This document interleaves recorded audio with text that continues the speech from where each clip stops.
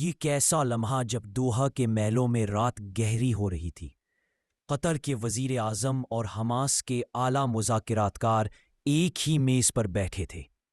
عوام میں ایک عجیب سا دباؤ تھا اور امریکہ کی جانب سے جنگ بندی کی نئی تجویز پیش کی جا چکی تھی، اور قطر اپنے حصے کا کردار ادا کرتے ہوئے کہہ رہا تھا کہ وہ اس موقع یہ وہی قطر تھا جس سے امریکہ نے نین نیٹو ایلائی کا درجہ دیا، جس کی سرزمین پر العدید ایئر بیس قائم ہے، جہاں سے امریک اس سے زیادہ مشرق وسطی کی جنگی حکمت عملی ترتیب دی جاتی ہے۔ لیکن اسی لمحے پردے کے پیچھے ایک اور کھیل کھلا، دھوکے کا، بے رحمی کا۔ یہ آخری پہر تک بات چیت مکمل ہوئی۔ قطری وقت میں اسرائیلی مذاکراتی ٹیم سے بھی رابطہ کیا تاکہ یہ بتایا جا سکے کہ حماس اپنی رائے جلد پیش کرے، لیکن اسرائیل نے وہ جواب نہیں چاہا جو میز پر گفتگو کے ذریعے جب آپ چاہا، جو آگ اور بارود میں لپٹا ہوا حماس کے جواب دینے کی ڈیڈ لائن ختم ہونے سے پہلے ہی اسرائیل نے لڑاکا طیاروں نے دوحہ کی فضاؤں کو چیرا اور رہائشی عمارت پر بم برساتی ہے۔ یہ حملہ صرف قطر کی خود مختاری پہ کھلا اعلان تھا کہ مذاکرات، سائنسی اور عالمی قوانین سب اسرائیل کے لیے محض کاغذی کہانیاں ہیں۔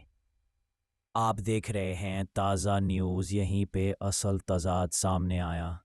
اسرائیل یہ جنگ چاہتا تھا کہ اس حملے سے خطہ ہلکے رہ جائے گا۔ اس کے اپنے فوجی اور موساد حکام بھی سوال اٹھا رہے تھے۔ ان کا خیال تھا کہ جب سیز فائر کی فضا بند رہی تھی تو یہ کارروائی مذاکرات کو مکمل تباہ کر دے گی، لیکن بنجامن نیتن یاہو نے اپنے ہی اداروں کی بات کو نظر انداز کیا۔ اس کی سیاست، اس کی انتہا پسند اور اپنی بقا کا خوف، یہ سب چیزیں اس فیصلے پر غالب آ گئی۔ نتیجہ کیا ہوا؟ ایک ایسا حملہ جو اپنے بنیادی لیکن خطے کے لیے زلزلہ بن گیا۔ امریکہ کے کردار کو دیکھیں۔ واشنگٹن قطر کے دوران $1 کروڑ سے زیادہ کا معاشی پیکیج دینے کا وعدہ کیا۔ قطر نے ٹرمپ کو نیا ایئر فورس ون طیارہ تک تحفے میں دے دیا۔ لیکن جب اسرائیل نے قطر پر بم برسائے تو امریکہ کا رد عمل کیا تھا؟ ایک مبہم ناخوشی، نہ کوئی کھلا احتجاج، نہ کوئی عملی اقدام، بلکہ اسرائیل کو یہ کہلوانے پر مجبور کیا گیا کہ یہ حملہ مکمل طور پر اسرائیل کا تھا تاکہ امریکہ پردے کے پیچھے سے بری و ذمہ ہو سکے۔ یہ ہے وہ منافقانہ، وہ دہرا معیار جو بشر کے غصے کے عوام کی نظروں سے اوجھل نہیں رہ سکتا۔ الفاظ ہیں جو پانے مفاد کے وقت استعمال کرتے ہیں اور اپنی طاقت کے میں ملو دیتے ہیں۔ امریکہ نے افغانستان اور پاکستان میں حملے کیے تو دنیا نے تالیاں بجائیں، لیکن جب اسرائیل نے قطر کو نشانہ بنایا تو اسی اصول پر احتجاج کرنے کے بجائے اسے نظر انداز کیا۔ یہ ہے وہ کھولا تا اس نے خطے میں امریکی ساگ کو بھی ہلا کے رکھا ہے۔ اب سوال یہ ہے کہ آگے کیا ہوگا؟ ممالک جو برسوں سے اسرائیل پالیسیز کے ساتھ کھڑے دکھائی دیتے ہیں، اب خود سوچنے پر مجبور ہوں گے کہ اگر کل کو یہی بم ان کے شہروں پہ گرے تو کیا واشنگٹن انہیں بھی صرف افسوس کا پیغام دیے گا؟ کیا وہ بھی خاموشی سے ظلم کا شکار بنیں گے؟ یہی وہ دھچکا ہے جو اس حملے نے اسرائیل اور امریکہ کا یہ کھیل محض قطر تک محدود نہیں۔ یہ ایک پیغام ہے جو بھی ملک ان کے راستے میں آئے گا اس پر حملہ ہو سکتا ہے، لیکن یہ بھی حقیقت ہے کہ ایسے حملے اسرائیل کو وقتی سیاسی سہارا تو دے سکتے کہ نفرت، غصہ اور بغض یہی وہ آگ ہے جو مستقبل میں اسرائیل اور اس کے سرپرست امریکہ کے لیے بجھانا ناممکن ہوگی۔ خلیجی ریاستیں اپنے آپ کو خطے میں ایک ایسی پناہ گاہ کے طور پر پیش کرتی رہی ہیں جہاں جنگوں، جنگل کے شور سے دور استحکام، خوشحالی اور امن قائم تھا۔ دوحہ جیسے شہروں کو انہوں نے اس طرح پروان چڑھایا کہ وہ جدید ترین معیشتوں کے مرکز بن گئے، جہاں لاکھوں غیر ملک روزگار کے لیے نہیں بلکہ ٹیکس فری لائف سٹائل کے خواب لیے پہنچوتے ہیں۔ لیکن اس برس ان کے سکون کو وہ دھچکا لگا ہے جو شاید ان کے وہم و گمان میں بھی نہیں تھا۔ پہلی بار خطے کی دو بڑی ریاستوں نے براہ راست اسی خلیجی ریاست کو نشانہ بنایا۔ ایران نے جون میں قطر میں امریکی اڈے پر حملہ کیا تھا۔ ایران کے جاری اثاثوں پر وار کیا تھا तो तब मंजरनामा कुछ और था। अब इजराइल ने दोहा में हमास की सियासी क़यादत को निशाना बनाया। यूं ग़ज़ाईल की जंग जो बरसों से उन हज़ारों मील दूर लड़ी जा रही थी, अचानक उनके दरवाजे पर खड़ी हुई है। इसराइल वाले मामले पर जो ईरान ने हमला किया था, कतर में लफ्ज़ों के दौर के ऊपर, उसी से शय मिली इजराइल को ये लगा कि तब तो जवाब नहीं दिया गया, तो अब हमें क्या जवाब।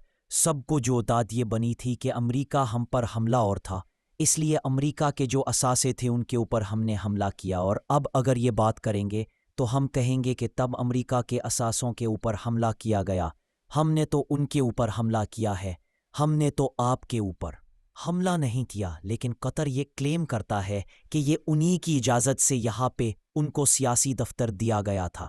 बस हमने वो सिर्फ अपनी नहीं बल्कि पूरे खित्ते की तज़लील करार दिया है और ये ऐलान किया है कि जवाब जो है हो इज्तमाई होगा, यानी कतर अब खुद जवाब नहीं देना चाहता। इज्तमाई जवाब कैसा होगा उस पर अभी मशावरत जारी है।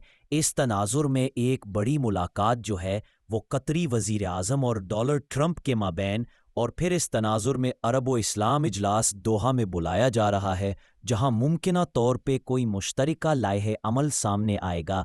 सबसे नुमायां रद्द अमल मुत्तहिदा अरब इमारात की जानिब से आया, जो इजराइल के साथ करीबी ताल्लुकात रखता है। सिर्फ 24 घंटे बाद सदर मोहम्मद बिन जाहिद एक बड़े वफद के साथ दोहा पहुंचे, फिर बहरैन और ओमान गए, ताकि हमले के बाद साथ ही इमारात अपने हाथ तैनात इसराइली सफारतकार को तलब करके इस हमले को बुज़दिलाना और खुली जारहियत करार दिया।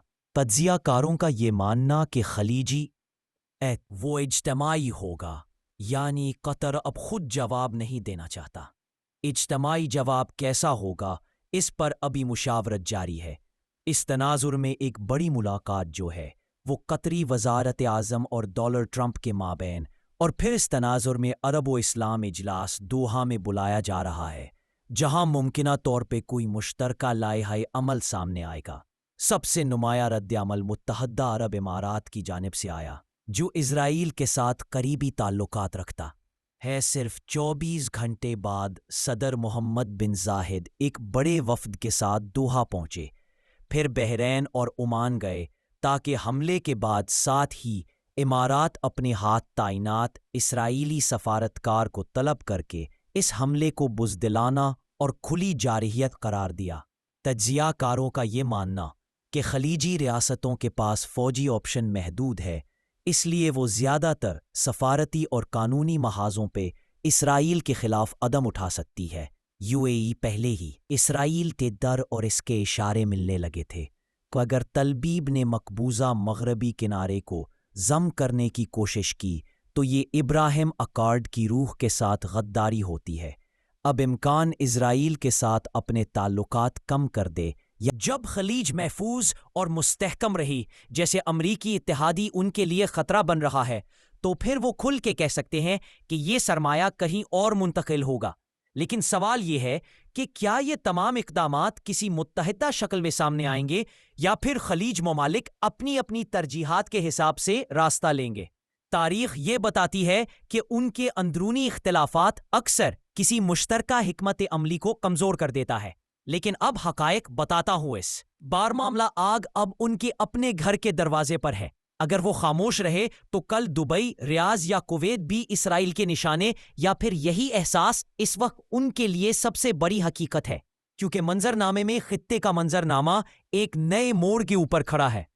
एक तरफ इसराइल ही है जिसको अमरीका की खुली हिमायत है, दूसरी तरफ खलीजी रियासतें हैं जो अब तक अमन और खुशहाली के पले बना के दुनिया को अपनी ताकत दिखाती रही हैं। लेकिन अब फैसला कुन सवाल ये है कि आया ये दौलत और ये इत्तेहाद और महफूज रख सकेगा, या फिर खलीज का इस्तेहकाम भी इस तूफान में बह जाएगा जो ग़ज़ा से उठा आवर दोहा जा पहुंचा। इससे मुश्किलात का सामना है, तो क्या नया अरब अलायंस इस यूरोप के अलायंस को या फिर अमेरिका और इसराइल के अलायंस को पाश पाश कर सकता है?